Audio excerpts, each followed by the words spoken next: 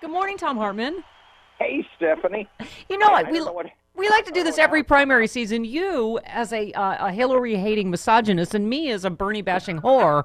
Okay. Good morning.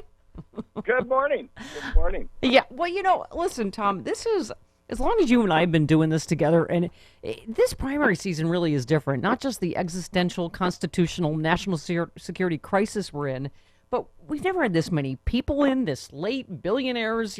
I thank God some people are getting out. But I mean, I was saying, Tom, that you and I always say, we don't really endorse anybody because who cares, right? Like, that's not really our place. But you obviously are seen as a Bernie guy. You had him on all the time, right? And you make as passionate a case when I listen to you for Bernie as, Malcolm Nance and other people we've had on the other side do for that Bernie is unelectable. So make your case, because I know you've been talking about it. I understand your passion, proud resistor, other friends of mine that say Bernie is the most electable, and here's why. Well, Yeah. I think Bernie's the most electable because he's got a huge base. I mean, base turnout is the name of the game, and if you can. Well, for example, in Wisconsin in 2016, is a point Mark Pocan makes on my show over and over again, is that 200,000 fewer Democrats showed up to vote in the 2016 election than showed up in the 2012 election.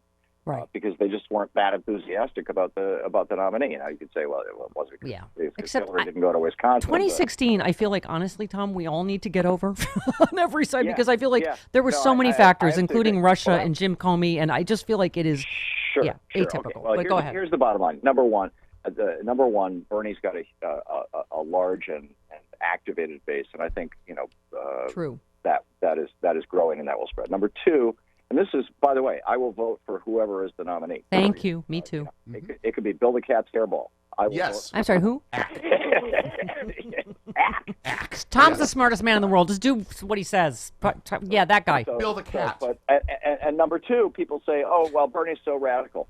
Well, listen, the first president of the United States to advocate national single-payer health care was Teddy Roosevelt. Yeah. Franklin Roosevelt pushed it in his second Bill of Rights. Not only that, he also said that everybody should have a free college education. Franklin Roosevelt.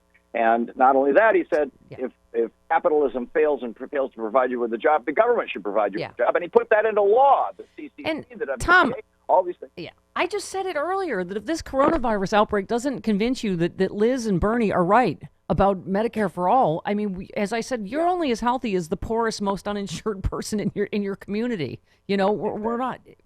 So anyway, go ahead.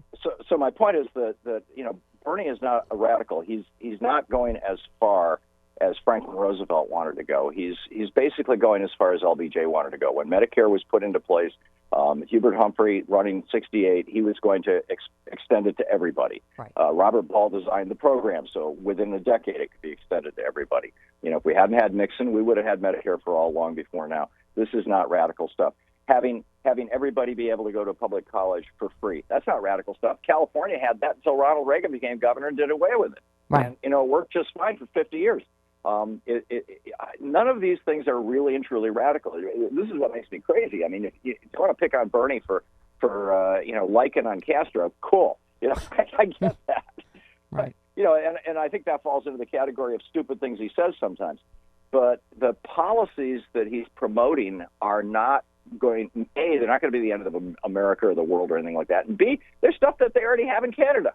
Yeah. I mean, Elizabeth Warren said that we are a progressive nation. When you look at these policies and how many people support them, I said, Tom, again, we're all human beings, despite the fact that, we try to be fair to all sides. You and I were but listen, Elizabeth Warren resonates with me, and I feel like I love Elizabeth Warren. Yeah. I mean, I'd walk over broken glass for Elizabeth Warren. I have not endorsed Bernie or Elizabeth Warren or anybody else, Right. but I've made it very clear on the air. My preference would be either Bernie or Elizabeth Warren, either one of them. Because I think the country is ready to move in a progressive direction. We're finally ready to go back to where LBJ had started us moving in that direction. Yeah.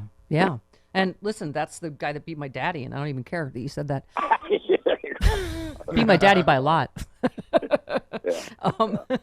But no, I hear you. And Tom, you're such a Kennedy was proposing this stuff. Yeah, but you're such a student of history like that, and that's why I always say, I talk really good about you behind your back, right, all the time. Yeah, and vice versa, by the way.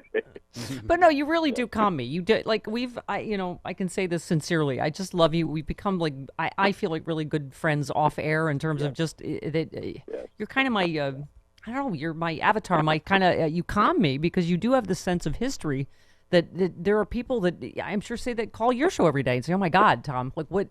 How are we going to get through this?" And you always say like, "We have been through worse," even though it doesn't seem like it now, right? Oh, yeah. Yeah, although I don't think that we've ever had a president who tried to politicize the Justice Department and got the EPA. And I mean, this guy has done so much damage to this country, and I mean to the actual institutional structure. When Steve Bannon said that they were going to deconstruct the administrative state, that is political speak for saying we're going to destroy America. Yeah. We're going to destroy the institutions of America, and that's what they're doing. And in my personal opinion, they're doing it on behalf of foreign billionaires and foreign governments. And I think we've got a traitor in the White House, and I think it's a terrible, terrible thing. And like I said, whoever at the end of the day, when the Democratic primary is done, whoever our candidate is, we all have to pull together. We all have to make sure that we're all registered to vote. And if you know anybody in a red state, have them double check their registration, because red state governors are pushing people off the voting rolls, particularly in big cities all across this country right now. It's a full court press. Tom, you and I just for your latest book that was a week ago. So that was what, like 7 books ago that you've written. Yeah. But we did a gig together in Los Angeles on this very topic. Yes. But I mean, with Brad Friedman and Greg Palast, and you're right, Tom, we are all one team and united against, because there's always a different kind of rat effery that Republicans try to suppress the vote. And I think, so like I was saying, I understand. I said like Malcolm Nance and Fernand Armandi and other friends of mine are patriots who passionately believe there's a reason Russia is behind Bernie this time and that he would lose hugely, and that's why Trump and Fox and Russia is voting for them. But, I understand your passion, and Proud Resistor and other people that advocate for Bernie. And I say, Tom, as you say, if it's Bernie, let's all shove it up Putin's ass. You know what I mean? And I remember in 1980 when Democrats were going out and in open primaries voting for Ronald Reagan. Yes. He's so easy to beat. Mm-hmm. Yep. No, I know people were like, "Oh, Republicans are voting for Bernie in South Carolina, so I'm going to vote for Biden because clearly Republicans want him." But you're right. People, they thought, "Oh, Obama will be easy to beat." So you're right. Like nobody knows anything, Tom. That's the main thing. That's absolutely right. You also except you and me. Yes. No, just you are the smartest man in the world. But you tweeted, Trump always gets the best people. I'm not reassured. CDC director thinks AIDS is punishment for homosexuality. Pence believes in conversion therapy. The world is 6,000 years old. Cigarettes don't cause cancer. Global warming is a hoax. We are in deep. And when you say we're in deep, first of all, you don't swear very much except around me. And secondly, you're much calmer. But this is the thing we've been terrified of, Tom, right? This chaos and incompetence of this administration meets a real crisis. Yes, and we have a public health emergency right now, and it's real. And and what did Trump do? He closed the 2 agencies in the Department of Homeland Security and the National Security Council that were in charge of preparing for pandemic diseases. Mm-hmm. He literally shut them down two years ago. Yeah. And then he puts Mike Pence in charge of all this stuff. The guy, he doesn't just believe in conversion therapy. He says he's written op-eds saying tobacco doesn't kill, that the world's only 6,000 years old, that you can pray away the gay. I mean, this is crazy. Yeah. This is crazy. We need a real president. Yeah, and any of our candidates would be a billion times better. Tom? What did you make of South Carolina? Were you expecting that a margin? And I mean, it is a sea change in the race, but what do you think is going to happen tomorrow? Well, we'll see. I mean, I think that Jim Clyburn's endorsement is really what swung the thing, and that's a fine thing, But Jim Clyburn is as beloved a politician as any politician in America in South Carolina, and so that that was a big deal. Yeah. The question is, can Joe Biden maintain the momentum? He doesn't have the infrastructure in most of the Super Tuesday states that several of the other of the candidates have. And in fact, even Buttigieg has more infrastructure in some of those states than Biden did. I'm guessing Buttigieg's infrastructure that he's basically going to endorse Biden and move his stuff over there. We'll see. We'll see. Yeah. But, I'm not trying to, like I said, my preferences are known, but whoever we get is fine with me. Yeah, no, Joe I Biden- know. Joe I'm Biden I'm is a good literally man. like I can hear the case for everybody. Maybe because I'm a Libra, I'm like, oh no, that sounds right. Oh Yeah. no, that person's right now. Oh no, everybody's right. Oh no, after you. I'm a polite primary chipmunk now. I'm like, oh, Thom Hartman, what do you think? Okay, I'll do what you say. Oh, no. Oh, You first. no, Thank Malcolm you. Nance says this. I'll do that then.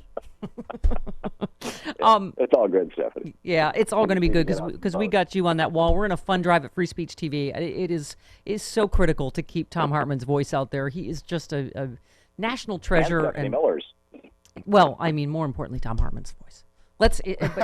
But I just love you. I revere you. I thank you so much for saying yes to Portland Sexy Liberal, Yeah. September 19th. Oh my God, we're going to have such a great time. And it's, and like you say, we will be worlds in a different place by then, by September. I mean, we're just kind of, Oh yeah. trying to get by the, one step at a time here. But if we're all still alive by September. There you go. Yeah.